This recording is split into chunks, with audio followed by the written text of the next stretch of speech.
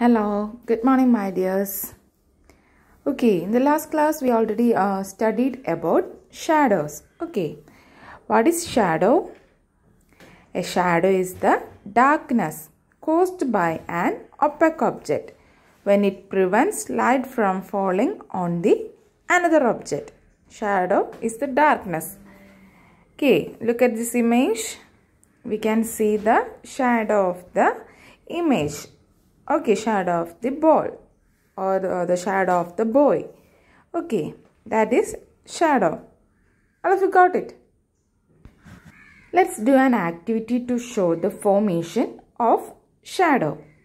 The materials are required for this activity is a torch and a hanging bowl. Okay, or any other objects. Okay, hanging objects. The procedure is hold a torch in our hands and let the light fall on a wall. Okay, suspended a ball bearing from the ceiling between the torch and the wall, and observe on the wall. What is our observation? We can see that the dark region on the wall whose outline near resembles that the ball. Okay. The darkness is known as shadow. All of it clear? Okay. All of it carefully observe shadows. Is shadow has any color? We can find out that shadow has no colors. Okay. From this activity, we concluded that for a shadow formation, it's following three conditions. The first one, a source of light. We want a point source of or small size source of light should be present to the illuminating the object. Okay, the second one is an opaque object. That means a ball. Okay, whose shadow is to be formed. It should be obstruct the path of light. So, the first condition is a source of light. The second is an opaque object. Third one is a screen. That means a wall. Okay. A surface to receive the shadow should be there. So, that screen is an important thing to formation for shadow formation. Okay. These three things the nature of the shadow depends on the shape, size of the opaque object. Okay, and also the nature of the source of light and distance of the object, etc. All of it clear? Okay, let's do another activity. Okay, let's do an activity to study the variation in the size of shadow. The materials are a ball, a torch.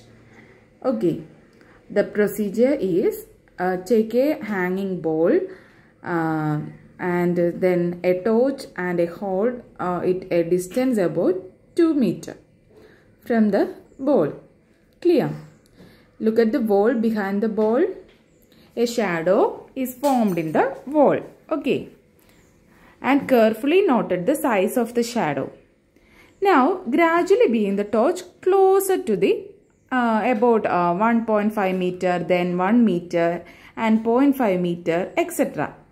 And look at the size of the shadow. In what do you observe? There is any difference? Okay, we can observe that the torch comes closer and closer to the ball. The size of the shadow increases. Okay, from this activity we shows that the size of the shadow increases on decreasing the size between the source of light and the opaque object. Okay, and we can similarly shows that the size of the shadow increasing on increasing the distance between the opaque object and the surface on which shadow is obtained. All of it clear? Okay.